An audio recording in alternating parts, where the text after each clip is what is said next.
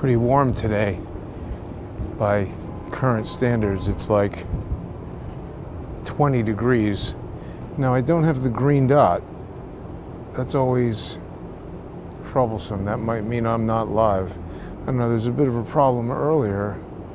I hope it's live. Anyway, we'll deal with it after the fact if it isn't. This is Eric Adams' legacy right here, the future of garbage.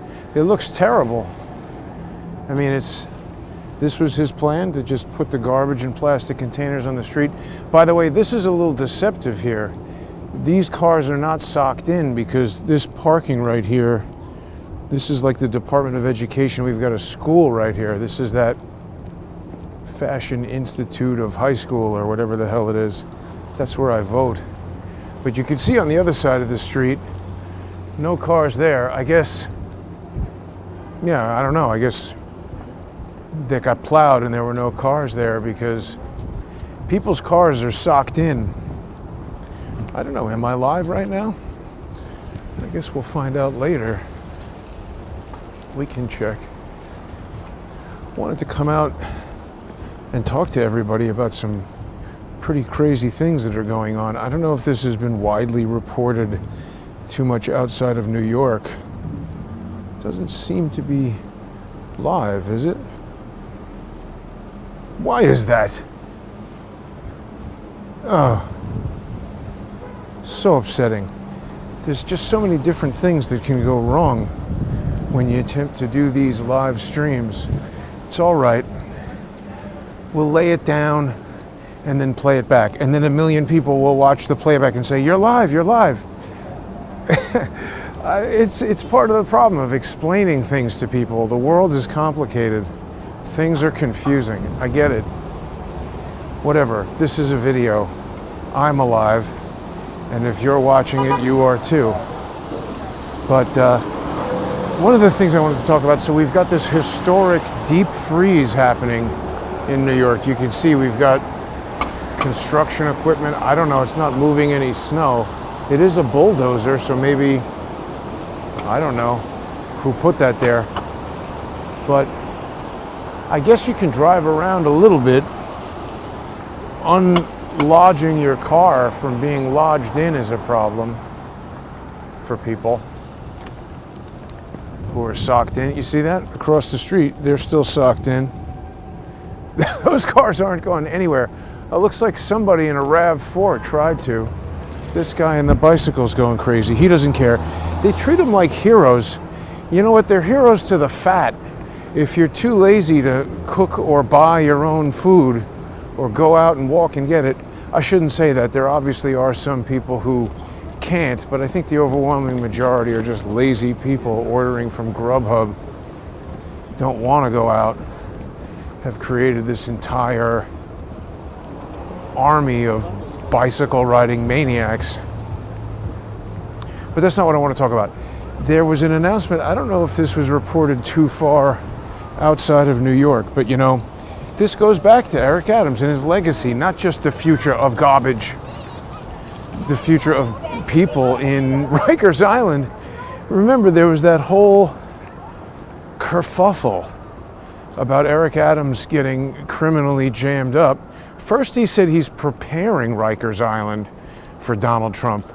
That was a crazy thing to say. If I were Donald Trump, I wouldn't have forgotten about that so quickly to help Eric Adams. But I suppose Donald Trump is fairly transactional, and if he, according to Sal, needed Eric Adams to veto the deal with the casino on the Trump golf course land, that was the purpose of that. But, you know, at the time, people were saying, Trump is going to let Eric Adams go because he wants to put ICE into Rikers Island. You know, there's guys that are coming under attack and shooting people in Minneapolis. These cars are socked in, going nowhere. What's happening with this Lexus? Is this parking according to it? I don't understand. That's a parking spot now. Wow. All right. This guy. Yeah, no, I mean, we've got some improvised parking style going on here. I mean, look, you know, you do what you can, I guess. Yeah, tickets. Look at that. This guy's got a ticket. So you see, that's I object to that, you know. The city has manpower to have idiots standing around on their cell phone giving you tickets, but they're not digging any of this out. Let's look at this. Ridiculous. They should have trucks sitting on the street, loading this stuff in there, melting it down. I mean, what are they doing with all the money? We know they're stealing it. Anyway, Rikers Island. They said, oh, you know, Trump, he wants ICE in Rikers Island. The thing is, I don't think Eric Adams, maybe he did. Why does the mayor have so much control over Rikers Island? Again, we have to ask Sal. He knows much more about this kind of stuff. But what happened today is that a federal judge, it happened a while ago, that a federal judge came in and said, oh, well, we need a receiver for Rikers Island, some like impartial party to take the thing over. And I love it when they say that, right? We're going to have an impartial, like who decides who's impartial? Definitely not the judge. And by the way, I know a little bit about the judge. Talk about socked in. Look at this. Seems like they find the tiniest cars and they sock them in the hardest. Well, Honda, or whatever you are, Hyundai, Elantra, good luck going anywhere. Not happening. It's supposed to be like for something like the next 10 days or more, not above freezing. And Saturday, it's projected to go down to 1 degree Fahrenheit for our friends in Europe. That's negative a lot in Celsius. Anyway, so they appointed some receiver or something like that to handle Rikers Island. I don't know very much about these receivers or whatever they are, these impartial third parties, but we had that with Stephen Biss also. That guy Elliot Park was assigned to be the receiver for his law firm, and he was supposed to be impartial, but he revealed to me on the phone that he knew Stephen Biss for like decades. I don't understand how anybody could know Stephen Biss for more than about 30 minutes and not realize he's an idiot. Remember, we had Dr. Mary Talley Bowden on the show, and she said she was represented by Stephen Biss. Unfortunately, he had been recommended to her by Dr. Malone, and I don't hold this against Dr. Malone. I think he had been tricked. I mean, I guess Stephen Biss can be deceptive when he's trying. I haven't interacted with him from the standpoint of trying to get tricked into having him be my lawyer. But will I get run over by this truck?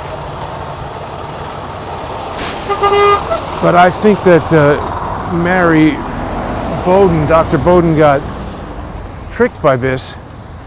My point is, she figured out he was an idiot. She said, maybe this was offline in a telephone conversation, but he just, you know, totally sketch. Anyway, point is, that was a receiver there. Any of these kind of impartial things, it seems like there's somebody waiting in the wings who is partial and has some sort of bias who wants to take that. So I don't know exactly what's going on with Rikers Island, but we know there's tons of prisoners in there, dangerous and crazy people. And so Judge Laura Taylor Swain, I think is her name. What's her name? Yeah. She's appointed this dude, Nicholas Demel, former CIA, to run Rikers Island. Why is that a good idea? It doesn't seem like it to me. I mean, maybe people will say, oh no, you know, this guy, he knows. He's part of some consulting firm. I'm forgetting the name of it now. I probably highlighted it in that video. But we need to look into this guy some more, see what the hell he's doing there. People who've been watching for years will remember David Hawkins used to talk about, he had an acronym, right? What was it about the prisoners? What he was talking about was how U.S. Marshals, what was the name of it? This whole Con Air service. I forget some of the details. This is what they want us to do, is forget the details. Time is long and remembering stuff is hard. But he would talk about how they could hotel or something. I forget what it stood for, but he was saying they can take prisoners. You know, if they need to do a murder, they could take a prisoner, insert him into a crime scene, have him do the thing, and then bring them back to the prison. And I just get very suspicious when we hear that the CIA guy is taking over Rikers Island. Like, why is he doing that? There's a lot of crazy people in Rikers Island, and it connects to a lot of things. Remember, we were talking about Dale Comstock yesterday. He appeared on a video with Danny, what's his name? I told you, remembering stuff is hard. But he was on that Danny Jones podcast saying that nobody knows how they select Delta Force people, and that one of the smartest people that Dale Comstock knew, who was a Delta Force operator, they were all sitting around having beers saying, how'd they select you? How'd they select you? And they're like, I don't know. And the one guy who Dale Comstock said was the smartest guy said he thinks that the criteria is you have to be a psychopath. And I mean, this is Dale's interpretation, because he said they needed people who could like kill somebody without hesitation. And he went on to speak about how there are just like some people who can do that and some people who cannot, even in war.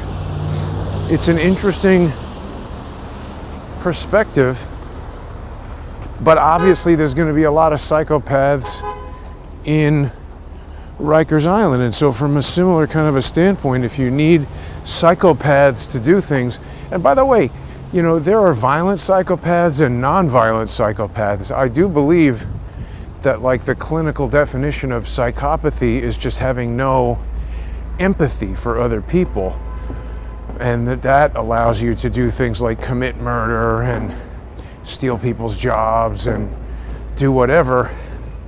Obviously there's a spectrum for anything. You know, the person who is psychopathic to the extent that they would kill somebody might be further along that spectrum than the person who would simply destroy your business or steal your wife or, you know, screw you over to take your position at a job. Someone with great empathy for others would say, I can't possibly do that. It would hurt that person.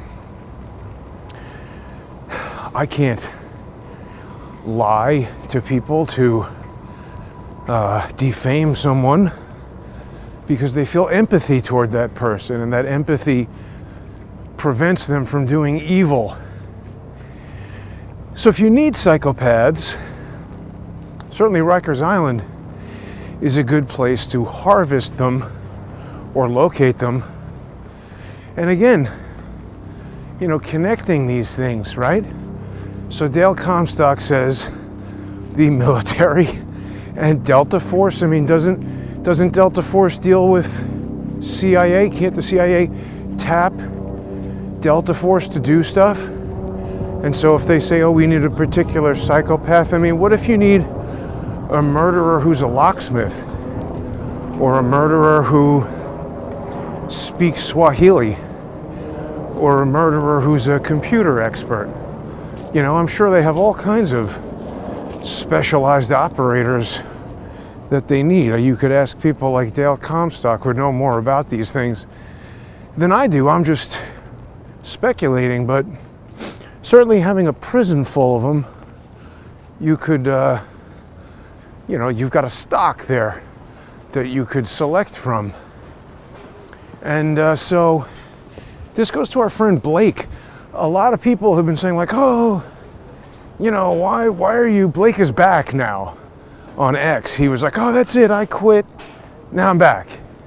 I mean, he's like a little, like a high school girl, right? Like, I'm never talking to you again. Okay, I'm back.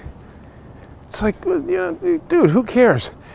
But people say to me, oh, you know, he's doing a great job. why are we fighting with each other? First of all, I'm not on any kind of team with Blake. I didn't even know who he was until he came along and started lying about me. So I don't know, all these people who are saying he's helping the investigation, how do you know that? He's producing videos that you like. That doesn't mean they're true or accurate. I've seen falsified evidence from Blake, and I've presented many, many examples of that. Anything that I say about Blake or anyone can be backed by evidence, and by contrast, he's just lying about me.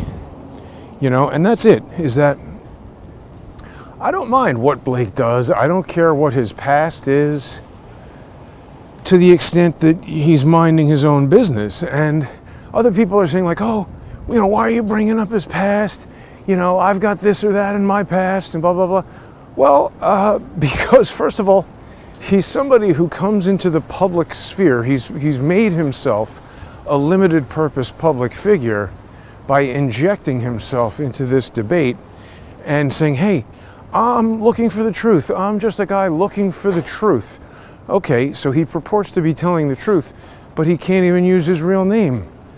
Douglas, what's with all these people who use fake names?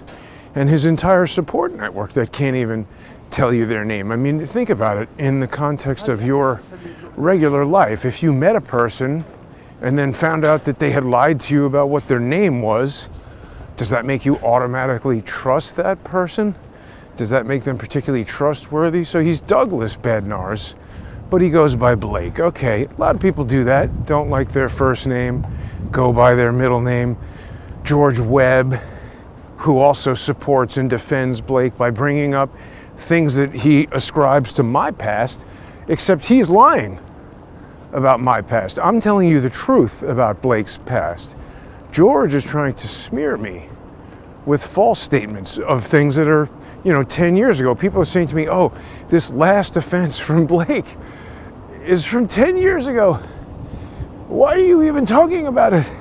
It's like, well, look, it's not like I went and found one little tiny, misdemeanor thing that he did that there's extenuating circumstances to explain. It was brought to my attention that he had multiple arrests for serious crimes, felonies, burglary 3 times, insurance fraud from $20 to $100 and something thousand. He works in insurance right now. If you were in Texas trying to obtain insurance, wouldn't you want to know that the guy running the insurance company had been 3 times accused of fraud and had felony convictions in his record? Wouldn't you want to know that? I think I'm doing the public a service. And by the way, Blake didn't come forward. Remember when George put out these lies saying that I was a pornographic film director? Total lie, not true, and he will be unable to present any evidence to support that lie because it's false. He doesn't confront me head on. I'll speak to Blake. I actually invited Matt from Trigger Smart, another guy who doesn't want you to know his name.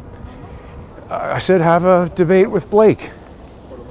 He DM'd me on New Year's Eve and was like, oh, you want to come on my show with Blake? I was like, no, it's New Year's Eve. I'm with family. Let's do it another day. Blake didn't appear on his show that night. Blake hasn't appeared on his show at all, and they didn't reschedule it for another night. That's weird. But the point is, I will speak directly to Blake if that's what he wants to do. In fact, when Chris Martinson told me, oh, Jason, Blake has debunked your stuff, give him the money, I called up Blake to give him the money. He freaked out on the phone and said, never contact me again. Then he told everybody I was harassing him. That's a lie. That's defamation, Blake. Harassment is a crime. In fact, that's defamation per se. You've accused me of a crime that I did not do. I didn't meet the elements of defamation in Texas or New York. I was induced to contact you. You came to the phone and had a conversation with me. Then you told everybody that I harassed you. Then you also lied and said I gave out your phone number and told people to threaten your wife. I never did that.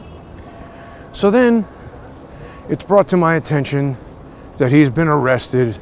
He's got a criminal rap sheet, extensive. And I put it out to the public because he's falsified evidence. He's lied about me. He's a serial liar, as far as I can tell. And he's fooling people. And he's having a direct impact on this Charlie Kirk investigation, not in a positive way. Somebody told me he's trying to contact the Tyler Robinson defense. I mean, I suppose he's free to do that, but if he's being deceptive about it or giving them false information, why do we want somebody interfering with the investigation? Don't forget, he admitted to bribing someone at Utah Valley University to obtain footage that person did not own. It was from UVU Review, which is the school newspaper or school media outlet, making things that are owned by it government documents. That's a state school that receives federal funds.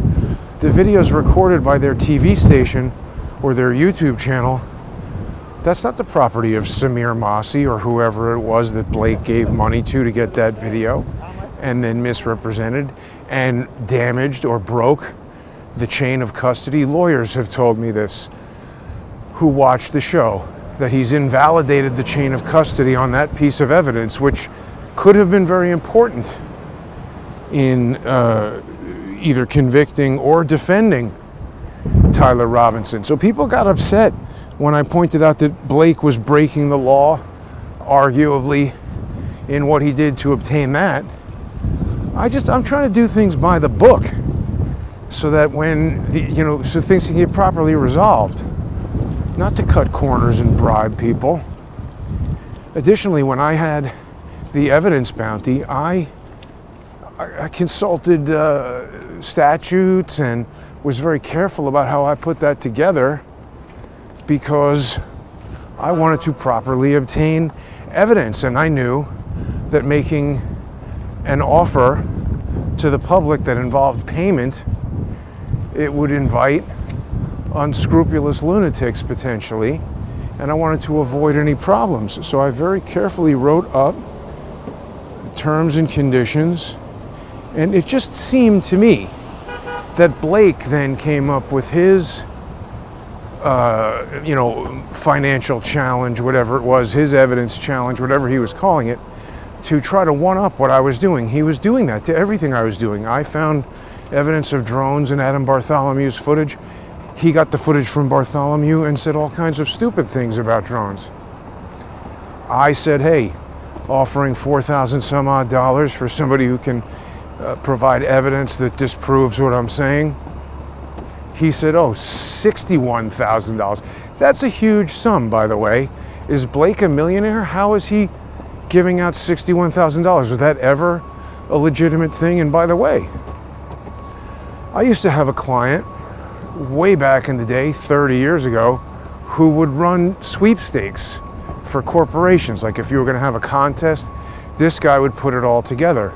Because there's different laws about how you can do that. You can't just engage in gambling. And from what I saw, again, I'm not an attorney, but it looked like Blake had put together an illegal sweepstakes. He was offering a prize. My money there wasn't a prize. It was an offer essentially for employment. It was like a bug bounty. If you write software and you say, hey, if anybody can find a security flaw in this software, we'll pay you $5,000. Or as I said, J. Jonah Jameson says, I'll give $500 to anybody who can get a picture of Spider-Man. It's a freelance job opportunity for research and evidence and information. That's different than a game of chance. You know, he was saying you got to shoot something and recreate the shirt movement. It's like a carnival game that he's going to pay you $61,000 for. Was that ever legitimate? So, I mean, again, you know, I didn't go after Blake. I didn't know who he was until he came on the scene and started lying about me and defaming me. Here, look at this. We haven't been over here yet. Talk about socked in. Although nobody is parking here, that's kind of a lot of snow. This is all businesses around here. Oh, is Whole Foods closed? Maybe they just took in the tables. You can usually eat outside there, but it's way too cold. Oh, they're still shoveling over here. These guys probably work for Whole Foods. So my point is, Blake is a serial liar. Oh, they've got the big machinery to move this snow around. Bobcat. And windy. Why isn't the city doing that? See, I mean, there's like whatever number of billions of dollars in New York City, and these cars are socked in like we're in the middle of some, stupid, which we are. I guess if it snowed like this in Uganda, they wouldn't know what to do either. So my point is, when I brought out this evidence, the purpose was not to smear Blake, it was to alert people. This is supporting my previous evidence that he's a serial liar who's attempting to disrupt this investigation more than he is trying to solve it. And just everything he says, not everything, let me not speak in absolutes, but the majority of things that I hear Blake say are false, contradictory, and problematic. He said, I don't remember if this was on Redacted or somewhere else, but he said he's just a guy running an insurance company. He's not even a journalist. So how does he have $61,000 for these evidence challenges? Everybody saw how I got the money. I said it's $1,000. I said this is an amount of money I could pay if somebody actually has the evidence. And then I invited viewers to boost the bounty, which many people chose to do. You can still, by the way, if you want to make payments to paypal.me/crowdsource the truth, you can still support the show that way. I was very clear in what I said, that if after whatever it was, November 4th, nobody can present the evidence to disprove what I was saying, that the money would become a sponsorship payment to crowdsource the truth. And the people who put in that money had no issue with that. They told me that, and they knew that. That's why I had the terms and conditions there. Wow, look at this wall of snow. It's crazy. So they're saying it's going to snow more on Saturday. That'll be a thing to see. Anyway, when I put out that rap sheet, again, Blake answered with lies. He after telling me not to contact him, which, by the way, again, if he's talking about harassment, you can't, if you instruct someone not to contact you and then they contact you, that's arguably harassment. But I stopped contacting him. And posting about the person on social media doesn't count as contact. They generally consider, phone calls, emails, going to the person's house or place of business. That's contact. But look at what he wrote here. He's demanding that what does he say? Delete everything you posted about me. Those are not real. You and Allie are trying to destroy my life. I don't even know who Allie is. Then he says, I am done. It's not worth the threats. And now AI bullshit. I've never threatened him, and that's not AI bullshit. And he says, you can tell whoever you work for that I'm done. I don't work for anybody. I work for the people who watch this show and sponsor the show. And then he says, delete that garbage now. Like he has any authority to tell me what to do. I mean, is that absurd? So he's right there, he's accusing me of working for someone who's targeting him, which I don't. Everybody sees, I've been around for almost 10 years doing this. I don't earn any money if people don't sponsor the show by going to subscribestar.com and patreon.com and sponsoring the show for $5 a month, getting access to sponsor exclusive content, or going onto crowdsourcethetruth.substack.com or that paypal.me/crowdsourcethetruth, or following on X at JG_CSTT and sponsoring there. I don't work for anyone, but it's interesting to me that he presumes that I do, like I work for someone who's trying to do something to him. That's what David Hawkins would call the mens rea, evidence of the guilty mind. Like he is working for someone who's told him to do something to me. So he presumes the same is true in reverse. But he's also saying that those are fake. Are they fake, Blake? Because I got it from the Lubbock, Texas, Department of Corrections or something, from some Texas government website. So who's posting fake information? Them? Why would they do that? How'd they get all those mug shots of you? That's not AI. People have seen what I do with AI. I'm not doing that. I might make a comedy video of Blake acting like an idiot if I wanted to use AI. People have seen me do that with George's brother. Hey, look, there's Kid Cudi. That's the guy who P. Diddy blew up his car. And then he testified. Oh, yeah, right. So that Laura Swain, she was the chief judge. I think she might not be anymore. They changed it, perhaps. But I interacted with her a bit in that I had submitted I forget what you call it, but some kind of like judicial council complaint about Valerie Caproni. And that was back in the day when I was still talking to Larry Klayman. He told me, submit this thing, they won't do anything, but do it anyway. And I remember thinking, why if they won't do anything? I mean, I guess it was interesting from an educational standpoint. That's sort of how I look at Larry's citizen grand juries. I never really believed that he would indict, Anthony Fauci or whoever. Oh, this entrance to the post office is closed. You can't go up there. Well, let's try the front.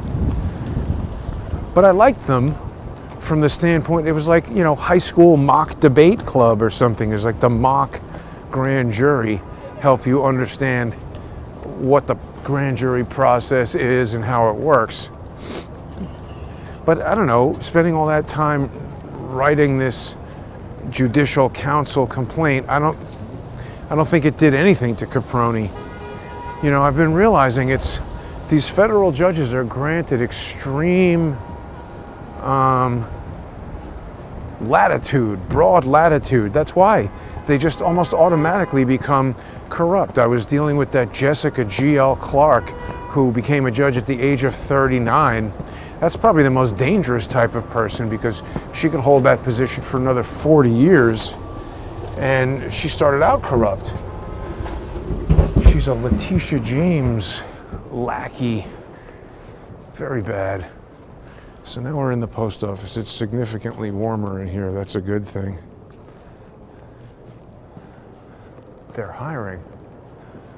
So if anybody wants to work for the post office. Oh yeah, what am I mailing? This is a letter to YouTube. They've been very resistant to reinstating my YouTube channels. It's annoying, It goes back to the whole Rikers Island thing, Laura Taylor Swain. So she is the one who decided that this guy, whatever his name is, Demel, should be in charge of Rikers Island, presiding over all the psychopaths. Look, they still have Christmas decorations here. This is pretty nice. I don't think I was up at the post office too much during Christmas because I was in Florida dispatching George's asshole brother, getting that, helping my father get that injunction. He's a crazy person.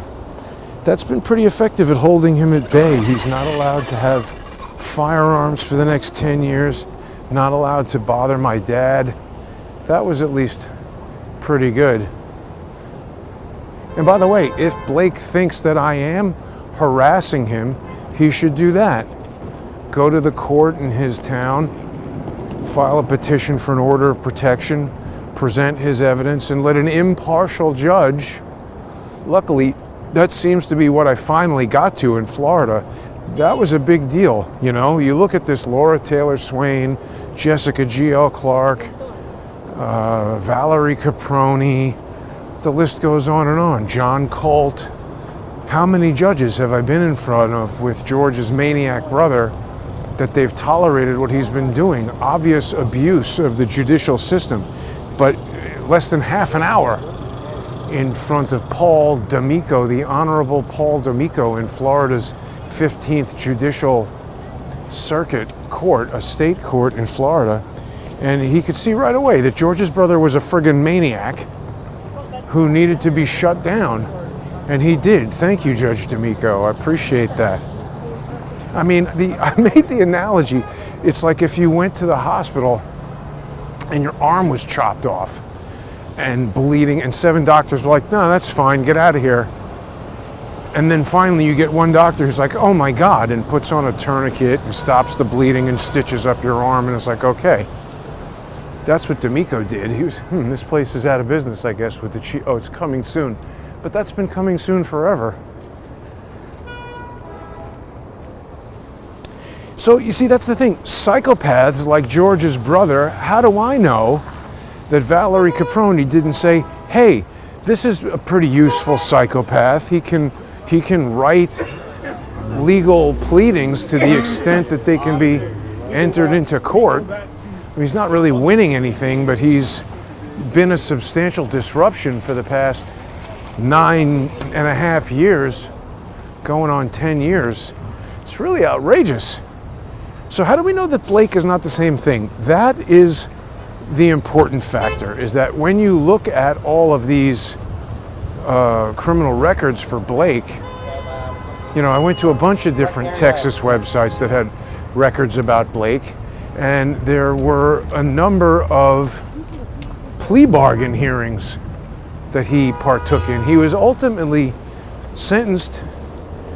convicted, sentenced to prison for 5 years. Blake, did you go to prison in 2017 and get out in 2022? Or maybe they let you out early. Maybe there was a plea deal. I saw something that said he was convicted and sent to prison. Here, is this a new weed place? Veer Leaf. Yeah, that's a weed place. It's pretty fancy for this crappy neighborhood. Fancy weed. I haven't been around here in a little while, so we'll keep walking the treacherous and slippery streets. It's not safe. If you're old and not that able to walk, this is super dangerous. And also, it's easy to get hit by a car. Good thing there's fewer maniacs on bikes right now. So how do we know, just like we're saying, the CIA guy, he's going to control Rikers Island. Oh, and by the way, I found this. One of his last positions was he was the head of corrections at something in Vermont. I don't know who writes this blog, but they're saying that this guy was terrible. Big disaster. Now, I mean, again, anybody can write anything about anybody. We got to look into this further. But it's not like the first article I found about the guy said, oh, he's great. And what a wonderful thing he did for Vermont. Like, how did Laura Taylor Swain decide that this CIA guy should be in charge of Rikers Island? And how do we know that he's not going to go in there? Remember who else came out of Rikers Island? Victor Parra. He was a Venezuelan moped gangster who was mugging people on the moped. And then they made him into an NYPD, you know, some kind of Hamas member to participate in that little protest that was happening right here at FIT that I'm coming up upon as we speak. So are they plucking people? Was David Hawkins right? Are they plucking people out of prisons and dropping them into crime scenes to have them do whatever kind of crimes? And if they're doing that, can't they likewise do something similar with somebody like Blake or somebody like George Webb's brother? And are they doing that? And if they are, don't we deserve to know that? If Blake, maybe they say, oh, Blake is perfect for social media operations, we'll get this guy to pretend like he's a journalist doing something with Charlie Kirk, when actually what he's going to do is lie to everybody, break the chain of custody on the evidence. Remember, it was Blake who initially found that U.S. Army plane that Cullen brought to me. Why hasn't he said anything more about that? Everything shifted to the Egyptian planes. And have we heard anything more about those Egyptian planes? It's all very weird. But these people seem connected, you know? Diligent Denizen, he promotes Blake. Blake retweets him. Diligent Denizen was the guy who started the whole "Where is Cullen?" And he's another one of these people who we don't know what his name is. Why should we trust those guys? You know? Cullen, fake name. Can't be trusted. Douglas Bednarz, fake Blake. I don't know what to tell you, but that's basically the deal.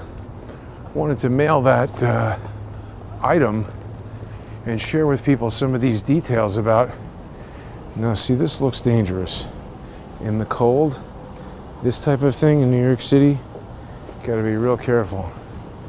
That thing gets a sheet of ice on it, and you stand on it and will immediately be on your ass. So anyway, I'm gonna have to go back upstairs and launch this thing as a live stream because I don't think it went out. Yeah, I mean, I still don't have the green dot there. Why did that happen? Very frustrating. Yeah, so that letter to YouTube, they won't give me the channel back. George Webb got his channel back, even though it was involved in what seemed to be a legitimate accusation of criminal harassment. That was Mattia Benassi, as far as I know. I could be wrong, but as I recall, and from what I knew from public domain information, Mattia Benassi, with the assistance of Corrine Stoughton, got George Webb's YouTube channel terminated for harassment and stalking, but yet somehow he got it back. And now when I attempt to get it back, they won't do it. They won't even give me a clear answer. And I'm writing to the legal department. You know, this is not just sending emails into a void. Wow, talk about the future of garbage. Look at that. That is some socked in garbage right there. That's why I was saying that. It's a garbage snowstorm. God, that's wild. This city is a disaster. Really bad. At least in the cold, the garbage is refrigerated, so it doesn't stink quite so much. But, yeah, listen, I encourage Blake to answer these questions directly. I want to know what the nature of the plea bargains were, these plea bargaining hearings. I want to know if he went to jail. I saw a document that said he was sentenced to 5 years in jail. Now, maybe he's been rehabilitated, but why is he lying about me so much? Why is he falsifying evidence? Remember, Diligent Denizen, he says, I focus on evidence. But when Blake brings about fake evidence, and I point that out, he doesn't want you to know that. Isn't that a little weird? Speaking of CIA, RDS, longtime viewers are going to know what I'm talking about with that. But I mean, look at all this filthy snow. At least it's off the sidewalk. We'll see if we get some more on Saturday, but historic deep freeze here in New York. Blake is done, then he's back a week later. Unbelievable. Anyway, Blake, listen, if you want to text me, as you have demonstrated, you should call me up and explain all these things. Tell me what it is that I've got wrong. You said that stuff is fake. That's a lie. So everyone who says like, oh, you know, all this stuff happened 10 years ago. No, it didn't. He's been lying and engaging in fraudulent activity as recently as last week when he sent those texts. He's lying to the public.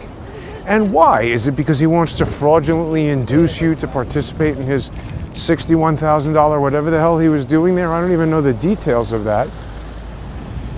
But let's see what we hear from Blake. Anyway, thanks for watching, everybody. Please sponsor the show. Go to subscribestar.com or patreon.com/crowdsourcethetruth or crowdsourcethetruth.substack. jg.com. Don't forget to follow me on X at JG_CSTT.